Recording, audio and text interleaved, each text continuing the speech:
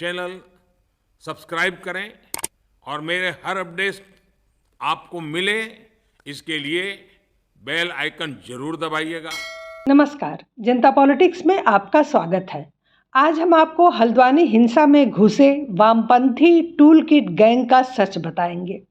हल्द्वानी में 8 फरवरी को जिस तरह से अवैध मदरसे के हटाए जाने के बाद हिंसा की गई, उसने पूरे देश को झकझोर कर रख दिया। किस तरह से पुलिस को निशाना बनाया गया, उन पर पथराव हुआ, पेट्रोल बम फेंके गए, गाड़ियों को आग के हवाले किया गया, थाने को जलाया गया।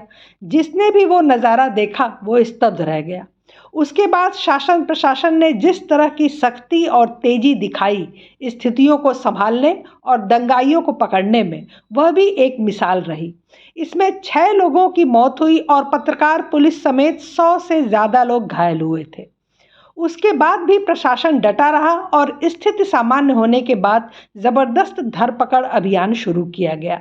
अब तक 75 लोग हिरासत में लिए जा चुके हैं। लेकिन सबसे बड़ी बात यह रही कि नैनीताल की डीएम वंदना सिंह ने दमदार तरीके से प्रेस कॉन्फ्रेंस करके पूरे देश को जिहादियों के सच से रूबरू कराया और पूरे हिंसा कांड का पर्दाफाश कर दिया।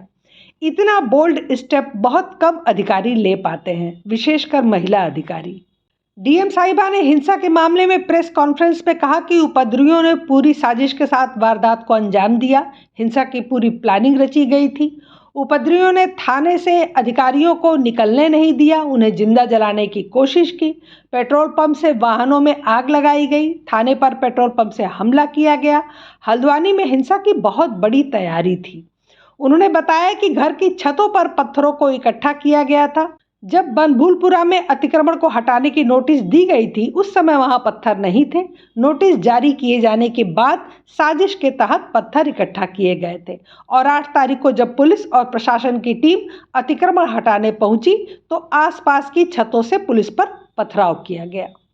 पर जो कि खाली प्रॉपर्टी है, जिसमें 2 स्ट्रक्चर्स हैं जो कहीं पर भी ना तो किसी धार्मिक संरचना के रूप में रजिस्टर्ड हैं, ना ही किसी प्रकार से मान्यता प्राप्त है। स्ट्रक्चर्स को कुछ लोग मदरसा कहते हैं, कुछ लोग उसको नमाज स्थल कहते हैं, लेकिन उसका विधिक रूप से दस्तावेजों के अंतर्गत कोई अस्तित्व वर्तमान में नहीं है। इन सब के बाद नैनीताल की डीएम वंदना सिंह सुर्खियों में आ गई। उनकी तरफ से सख्त लहजे में कहा गया कि आरोपियों के खिलाफ सख्त से सख्त कार्रवाई की जाएगी और उन्होंने बखूबी इस कार्रवाई को अंजाम देना भी शुरू कर दिया। फिर इस घटना के 9 दिन बाद ऐसा क्या हुआ कि कट्टरपंथियों द्वारा ट्विटर पर अरेस्ट वंदना सिंह हैशटैग चलाया जाने लगा। यह जानना और समझना बहुत ज़रूरी है। इतने दिनों से पुलिस की सख्त कार्रवाई से जिहादियों में खलबली मची हुई थी। वो खून का घूंट पी रहे थे। फिर जब क्षेत्र के सबसे बड़े भूमाफिया हाजी अब्दुल मलिक के अनेक घरों की कुर्की होने लगी तो कट्टरपंथियों की कुलबुलाहट और बढ़ गई और अचानक ही सोशल मीडिया पर डीएम के विरुद्ध अभियान छेड़ दिया गया। अब नैनीताल की डीएम वंदना सिंह सोशल मीडिया एक्स पर ट्रेंड होने लगी।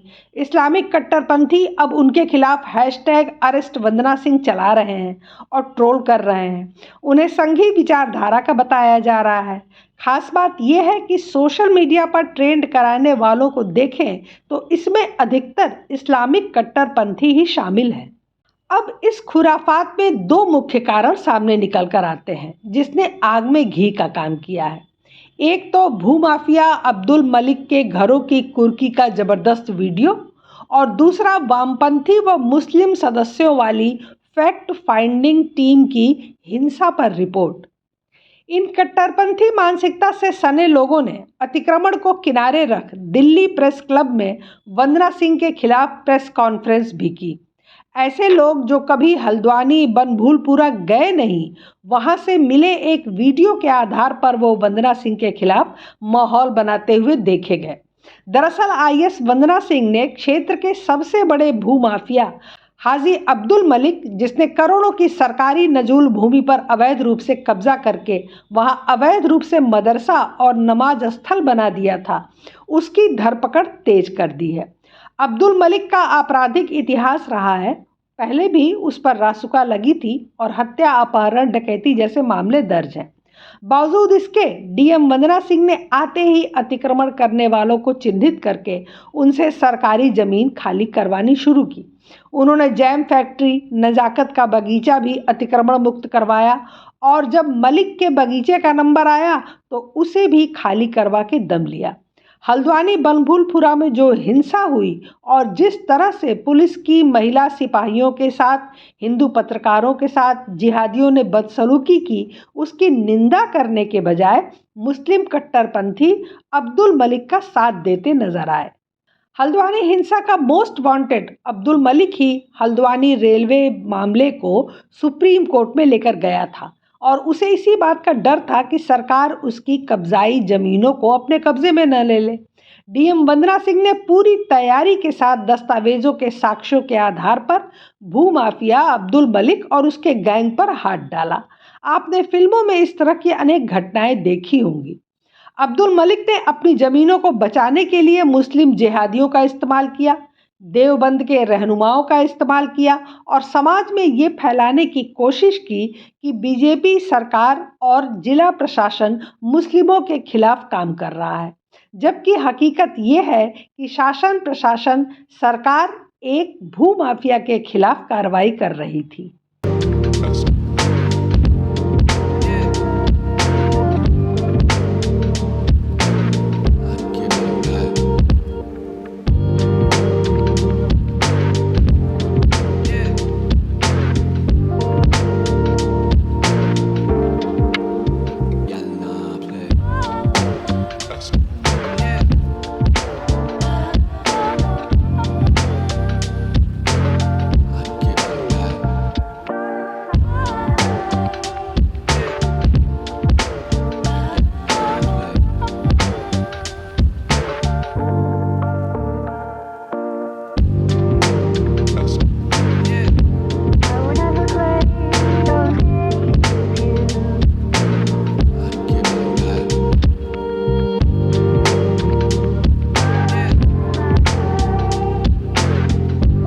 वंदना सिंह के कड़े तेवर ही हैं कि इतने बड़े भूमाफिया और असरदार आरोपी व्यक्ति के घर की कुर्की हो गई और उसके घरों के दरवाजे खिड़कियां निकालकर प्रशासन के लोग ले गए और सारे घर में कुछ भी छोड़ा नहीं गया।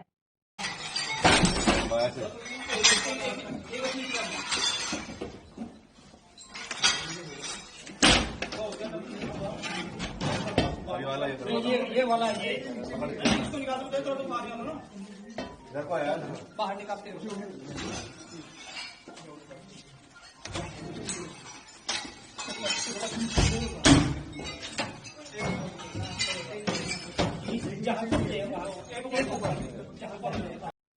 हल्द्वानी के अलावा अब्दुल मलिक की जहां जहां संपत्तियां हैं उन्हें ढूंढ ढूंढ के कुर्क किया जा रहा है। इसमें कोई दो राय नहीं कि नैनीताल की डीएम वंदना सिंह एक सख्त प्रशासक की भूमिका में है और वो किसी की सिफारिश नहीं सुनने की आदी रही हैं और अतिक्रमण मामले में भी उन्होंने किसी की नहीं सुनी। बहुत से राजनीतिक सामाजिक दबाव उन पर आते भी रहे, लेकिन उन्होंने स्पष्ट कहा कि वो सरकार की नीतियों का पालन कर रही हैं। अब आते हैं वामपंथियों और कट्टरपंथियों के दूसरे एजेंडे पर। वामपंथियों का नेक्सस कितना खतरनाक हो सकता है, इसका अंदाजा इसी बात से लगा सकते हैं क्योंकि हल्द्वानी दंगों के बाद शांतिप्रियों का ग्लोबल उम्माह बौखलाया हुआ है। ये हर उस संस्था सरकार को निशाना बनाएंगे जिन्हें ये इस समय हल्द्वानी के अतिक्रमणकारियों का दुश्मन देख रहे हैं। इसके लिए उन्होंने एक और बड़ी चाल चली। फैक्ट फाइंडिंग के नाम पर दिल्ली के कुछ लोगों की टीम मामले को तूल देने हल्द्वानी पहुंच गई। अब टीम ने सबसे पहले पत्थरबाजों, अग्निकांड के आरोपितों, अवैध कब्जेदारों को क्लीन चिट दे दी। इस कथित फैक्ट फाइंडिंग टीम ने अंत में घुमा फिराकर सारा दोष प्रशासन के सिर मढ़ दिया। अब जरा फैक्ट फाइंडिंग टीम के लोगों के नाम भी जान लीजिए। APCR के नदीम खान और मोहम्मद मुशबिर अनीक, कारवां मोहब्बत के हर्ष मंदर जिनके यहाँ अभी ईडी की रेड पड़ी है, नौशरण सिंह, अशोक शर्मा और जाहिद कादरी। इन्होंने 8 फरवरी को हुई हिंसक घटनाओं पर अपनी अंतरिम रिपोर्ट जारी की। रिपोर्ट में लिखा है कि आधिकारिक आंकड़ों का दावा है कि केवल 30-36 लोगों को हिरासत में लिया गया, लेकिन सच्चाई अलग है। पुलिस ने टॉर्चर चैम्बर जैसे डिटेंशन सेंटर बनाए हैं। नदीम खान ने कहा कि गिरफ्तारी से ज़्यादा लोग हिरासत में लिए गए हैं। एक स्कूल है जिसका इस्तेमाल एक सेंटर के रूप में किया जा रहा है, जहां लोगों को रखा जा रहा है। स्थानीय लोगों ने हमें बताया कि वहां 5000 से अधिक लोगों के होने की बात कही गई है। मतलब मुसलमानों ने कहा और इस टीम ने बिना जांच किए मान लिया। जबकि हल्द्वानी पुलिस ने ऐसे आरोपों से इनकार किया। उन्होंने कहा ऐसा कोई डिटेंशन सेंटर यहाँ नहीं है। स्कूल सामान्य रूप से काम कर रहा है और वे अपनी बोर्ड परीक्षा आयोजित कर रहे हैं।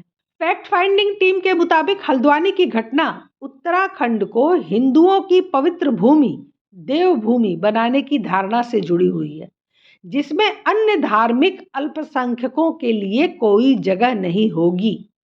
अब देखिए इनका झूठा नैरेटिव कि उत्तराखंड से सभी धर्म के लोगों को हटाने की योजना है, सिर्फ वहां हिंदू रहेंगे।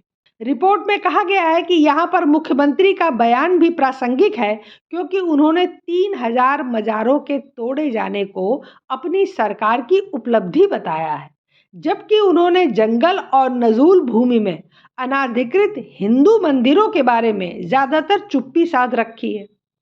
फैक्ट फाइंडिंग टीम ने कहा कि लव जिहाद, लैंड जिहाद, व्यापार जिहाद और मजार जिहाद के ध्रुवीकरण वाले नैरेटिव, ये सब नैरेटिव हैं, दावों और मुसलमानों के आर्थिक और सामाजिक बहिष्कार के आह्वान ने भी अशांति बढ़ाने में भूमिका निभाई है।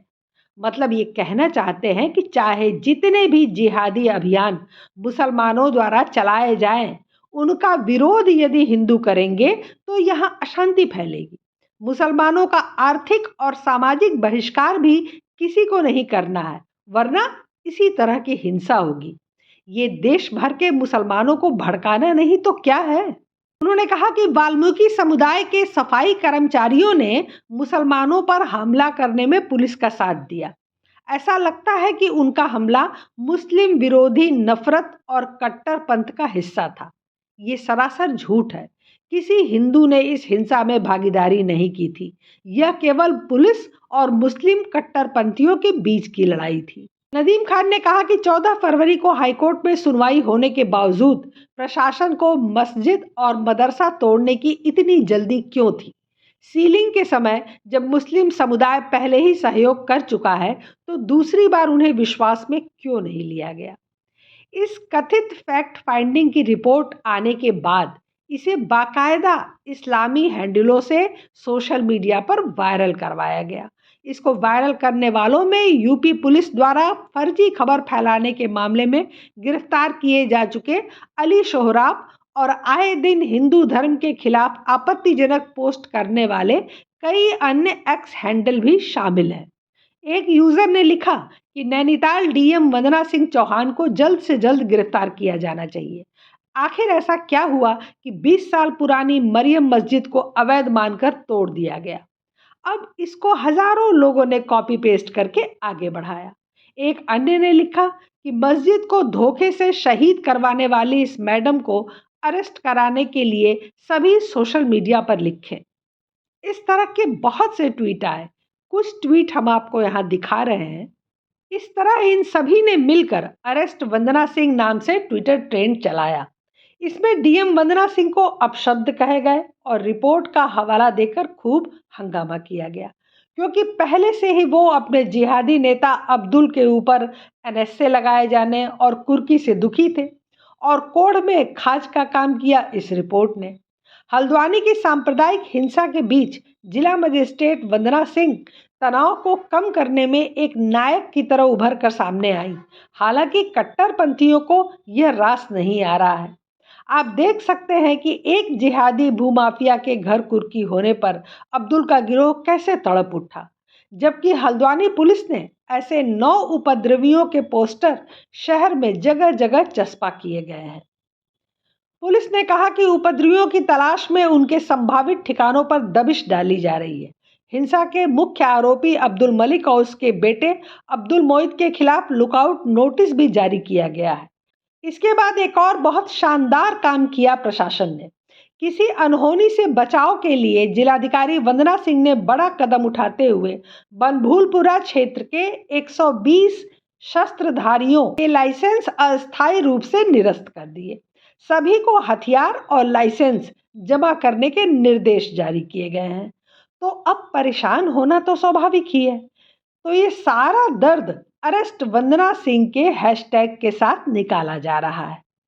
जिस मरियम मस्जिद के लिए ये लोग डीएम को अरेस्ट करने की बात कह रहे हैं, उसकी कहानी भी इंटरेस्टिंग है। 20 वर्ष पहले नैनीताल में सरकारी जमीन पर गैर कानूनी तरीके से कब्जा करके मरियम मस्जिद का अवैध निर्माण किया गया था, जिसको कई बार नोटिस दिया गया, लेकिन मस्जिद वालों ने नहीं सुना। 2008 में हाईकोर्ट ने इसे हटाने का आदेश दिया था, लेकिन 25 सालों में कोर्ट के आदेश के बावजूद इस मस्जिद को गिराया नहीं गया और आखिरकार वर्तमान डीएम वंदना सिंह ने कानूनी तरीके से कोर्ट के आदेश पर मस्जिद को ध्वस्त करवाया। बस इसी कार्रवाई की वजह से हल्द्वानी में हिंसा की गई और विशेष समुदाय द्वारा डीएम साहिबा को टारगेट करके गिरफ्तारी की मांग की जा रही है। लेकिन आप इसे हल्के में नहीं ले सकते हैं, न हमें लेना चाहिए। यहाँ तो डीएम ने हाईकोर्ट के आदेश का पालन करके रेलवे की जमीन पर से अतिक्रमण को हटाया है। अवैध निर्माण को गिराना कब से जुर्म हो गया? हल्द्वानी में अवैध अतिक्रमण को हटाने गए सरकारी अमले पर जिस तरह का हमला किया गया, वह अप्रत्याशित नहीं था। पहले भी ऐसा हो चुका है। हल्द्वानी में रेलवे की पटरियों के दोनों ओर करीबन 2 किलोमीटर तक सरकारी जमीन पर अवैध रूप से रोहिंग्या मुसलमानों और बांग्लादेशी मुसलमानों द्वारा कब्जा किया गया है, जिसे खाली करवाने में सरकार के पसीने छूट रहे हैं और बची खुची कसर सुप्रीम कोर्ट पूरी कर ही देता है। तो ऐसे अवैध लोगों के द्वारा कब्जा की गई भूमि जब धीरे धीरे उनके हाथ से निकल रही है, तो उन्हें तकलीफ तो होनी ही है। वंदना सिंह चौहान उत्तराखंड कैडर की 2012 बैच की आईएएस अधिकारी हैं। वह हरियाणा के नसरुल्लागढ़ गांव की रहने वाली हैं। उन्होंने कन्या गुरुकुल भिवानी से संस्कृत ऑनर्स किया और फिर बीआर अंबेडकर विश्वविद्यालय आगरा से एलएलबी की पढ़ाई की। वंदना सिंह ने अपने स्तर पर यूपीएससी की तैयारी शुरू की। उन्होंने इस तैयारी के लिए कोई कोचिंग नहीं ली। इसके बाद उन्होंने 2012 में यूपीएससी परीक्षा में महज 24 साल की आयु में पहले ही प्रयास में 8वीं रैंक हासिल कर ली और आईएएस अफसर बनने का सपना पूरा किया। बहरहाल वंदना सिंह इस समय जिहादियों के निशाने पर है और वो दुर्गा की भांति इस युद्ध के मैदान में डटी हुई हैं। डीएम वंदना सिंह जैसी बहादुर अधिकारी का वैसे तो कोई कुछ नहीं बिगाड़ सकता, लेकिन उनका मनोबल मजबूत रहे, इसके लिए आप और हम सबको उनके लिए आगे आना चाहिए, उनके लिए आवाज उठानी चाहिए। एक शेरनी सारे जिहादियों पर भारी है, यह साबित कर दिया है वंदना सिंह ने। सैल्यूट है ऐसे अधिकारी को। फिलहाल आज के लिए बस इतना ही। हमारे चैनल को सब्सक्राइब करें, लाइक करें और शेयर करें। अपने विचार हमें कमेंट बॉक्स में ज़रूर बताएं। धन्यवाद। नमस्कार।